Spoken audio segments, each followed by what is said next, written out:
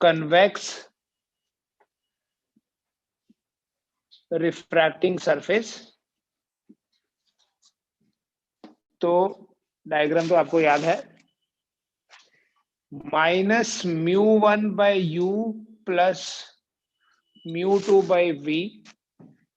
Direct formula याद रखना है बेटा न्यूमेरिकल्स के लिए, μ2 माइनस μ1/r, ये आया था हमारे पास। अगर किसी, और ये इंपॉर्टेंट डेरिवेशन है, ठीक है, ये derivation state board point of view से नहीं, सीबीएसई में तो ये डेरिवेशन आ सकती है आपको, स्टेट बोर्ड में ज्यादा चांस नहीं है, to be very frank and very honest, state board में ये डेरिवेशन नहीं आती, बट ऐसा कोई रूल नहीं है कि नहीं आ सकती भी है, इतनी इंपॉर्टेंट नहीं है, सीबीएसई के लिए ज्यादा इंपॉर्टेंट है। अगर हमारे पास कोई कनकेव रिफ्रैक्टिंग सरफेस है, किसी कनकेव रिफ्रैक्टिंग सरफेस का भी हम पूरा एनालिसिस करेंगे, और ये आपको पता चलेगा करने के बाद कि उसी तरह से एनालाइज करना है जैसे हमने पहले किया हुआ है, ठीक है, मतलब हम नाम सेम रखेंगे so that we can relate the thing, जैसे alpha beta gamma I R वो सब। अगर हमारे पास सपोज करो कि ये कोई कनकेव रिफ्रैक्टिंग सरफेस है, क्या है ये, एक कनकेव रिफ्रैक्टिंग सरफेस है, और ये है प्रिंसिपल एक्सिस।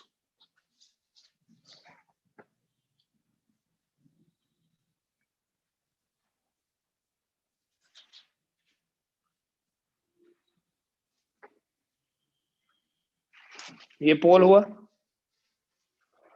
कोई रे ऑफ लाइट, यहां ऑब्जेक्ट एज्यूम करते हैं हम ओ, इस ऑब्जेक्ट से कोई रे ऑफ लाइट अगर यहां आई,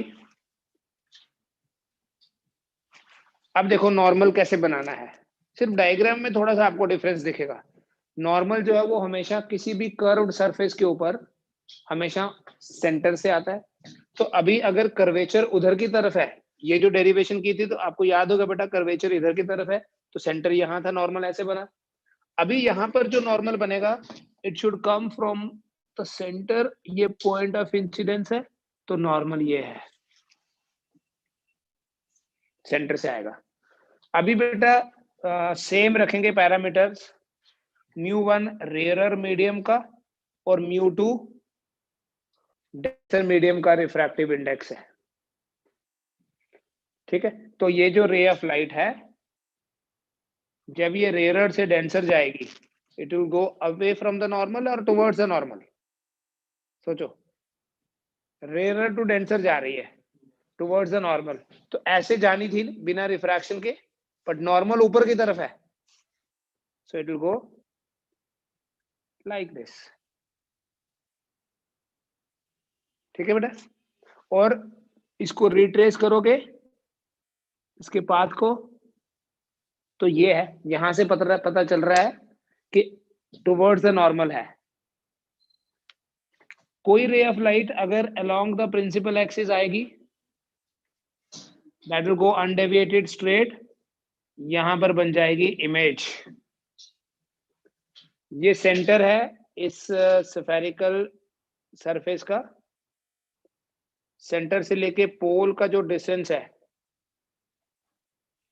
दैट इज आर, इमेज से लेके पोल का जो डिस्टेंस है that is image distance v, object से लेके जो पोल का डिस्टेंस है that is object distance, and that object distance is u, ठीक है। अब देखना एक बार, इंसिडेंट रे और नॉर्मल के बीच में जो एंगल है, ऐसे that is angle of incidence. Refracted रे और नॉर्मल के बीच में जो एंगल है that is angle of refraction. और बेटा यहां देखना, जैसे ये आर है तो ये भी आर हुआ, मतलब ये वाला दिखाई दे रहा है, क्योंकि ये लाइन स्ट्रेट ऐसे बनी, तो ये वर्टिकली अपोजिट एंगल्स होंगे, so this is also R, ठीक है। इस डॉटेड लाइन मतलब ये जो इंसिडेंट रे का पाथ है, और ये जो नॉर्मल है, ठीक है, ये एक्चुअल इंसिडेंट रे है और ये रिफ्रैक्टेड रे का पाथ है, सॉरी। इंसिडेंट रे और प्रिंसिपल एक्सिस के बीच में जो एंगल था उसको क्या नाम दिया था, याद करो, कल भी पढ़ा, दैट वाज अल्फा। रिफ्रैक्टेड रे और नॉर्मल के बीच में जो एंगल है वो बीटा है, नॉर्मल और प्रिंसिपल एक्सिस के बीच में जो एंगल है वो गामा। इस पॉइंट को ओ बोला, इसे हमने नाम दिया था ए, यहां भी ए ही बोलेंगे, और यहां से मैं परपेंडिकुलर ड्रॉ करूंगा,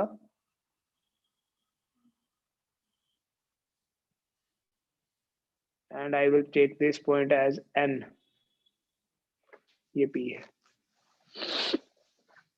बनाओ बेटा डायग्राम बनाओ एक बार अच्छे से, डायग्राम बना के आपको कुछ चीजें क्लियर होंगी, जो यहाँ ऐसे देख के नहीं पता चल रहा है।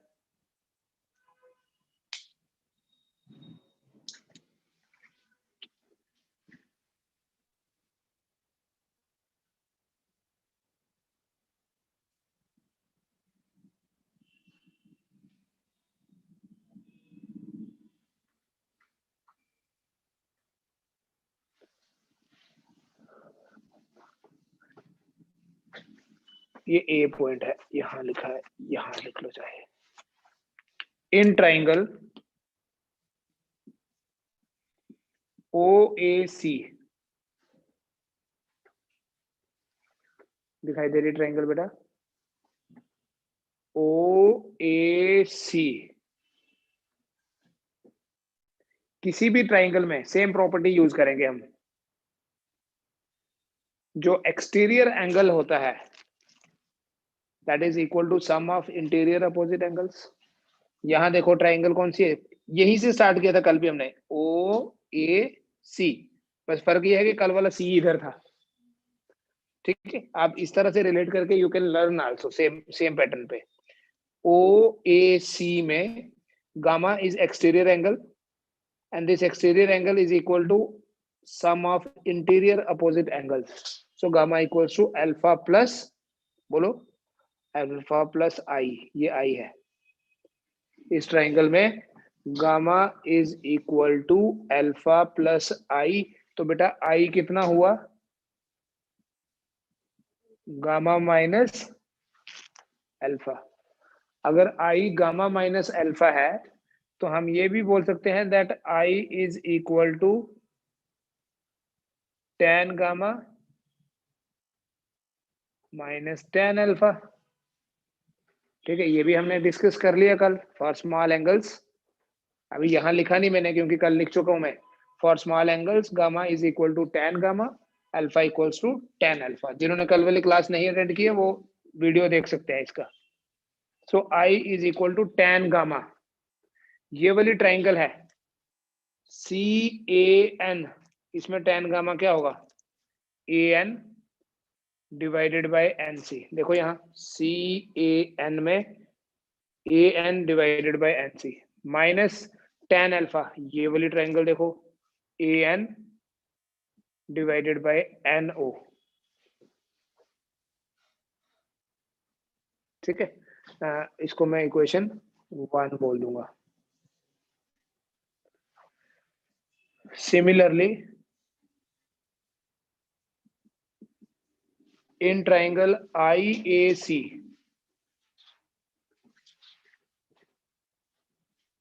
आई ए सी दिख रही, इस ट्राइंगल में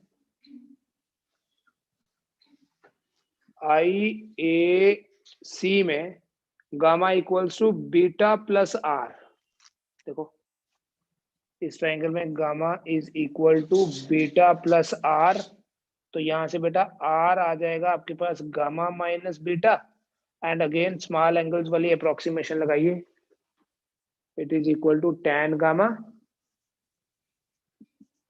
minus tan beta.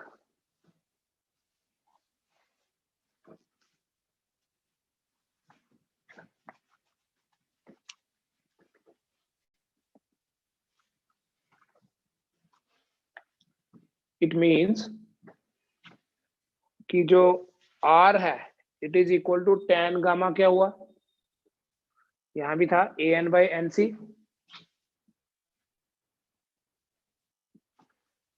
Minus tan beta an by ni,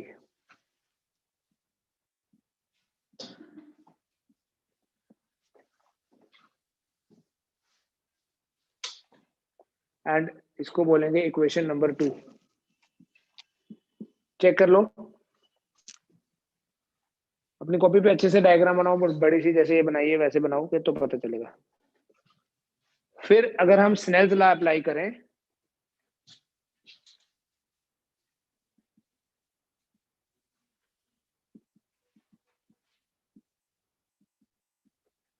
according to Snell's law μ2 1 क्या होगा, 1 में i बन रहा है, 2 में r बन रहा है, sine i by sine r, and again इसी को हम लिख सकते हैं i by r, same approximation, theta small होगा तो साइन थीटा थीटा ही होता है, और μ2 1 को तो μ2 बाय μ1 बोलते हैं, so μ2 by μ1 is equal to i by r। ठीक है, क्रॉस मल्टीप्लाई करें, μ1 इंटू i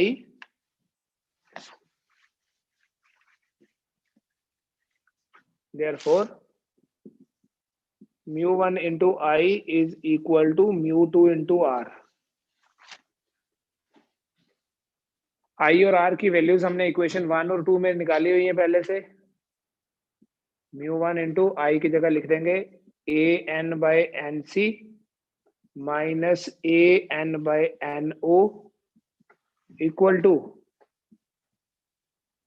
μ2 into r की जगह क्या लिख लें, an by nc minus an by ni।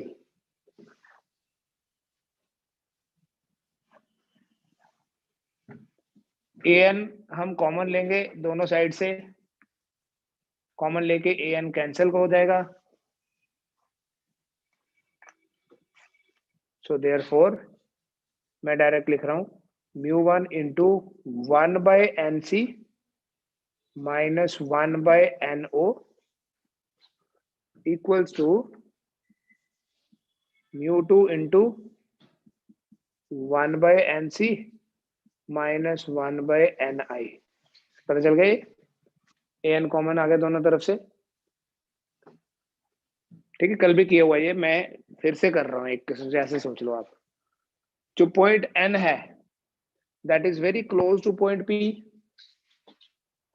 क्योंकि यहां से हमने परपेंडिकुलर ड्रॉ किया है, since point n is very close two point p, therefore जो nc होगा वो pc के बराबर, no po के बराबर, ni pi के बराबर। सारे डिस्टेंसेस हम पोल से मेजर करते हैं बेटा जी, तो आपके पास ये बनेगा 1 by pc minus 1 by po μ2 into 1 by pc minus 1 by pi। Last step करेंगे खुद, क्या करना है लास्ट में, साइन कन्वेंशन अप्लाई करना है।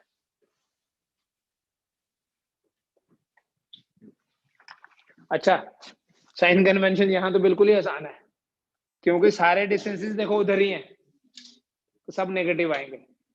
Apply the sign conventions.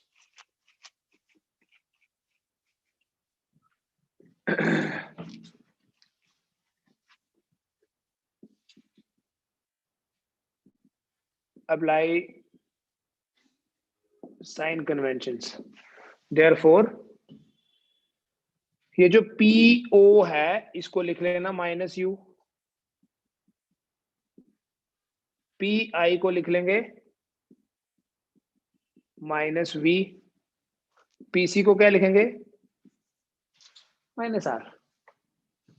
C centre है ना, सेंटर से लेके पोल का जो डिस्टेंस है that is radius of curvature, pole से लेके ऑब्जेक्ट का जो डिस्टेंस है that is object distance, pole से लेके इमेज का जो डिस्टेंस है that is image distance, but all the distances should be measured from pole, and इस पर्टिकुलर सिचुएशन में सब अगेंस्ट लाइट है, सो अगेंस्ट लाइट है तो सबका साइन नेगेटिव। सबके साइन यहाँ सब्स्टिट्यूट कर देंगे, क्या बनेगा, देयरफॉर μ1 इंटू 1/-r, 1/pc की जगह क्या लिख दिया, 1/r, माइनस 1/po की जगह क्या लिखूं, -u, equal to μ2 into 1/pc, again 1/-r, -1/-v। ठीक है, ये इक्वेशन बनी आपकी, इसको थोड़ा सा मैनिपुलेट करना है।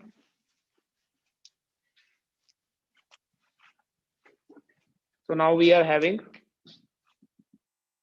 μ1 into -1/r plus 1/u equal to μ2 into -1/r plus 1/v। ठीक है, अभी डायग्राम की जरूरत नहीं है।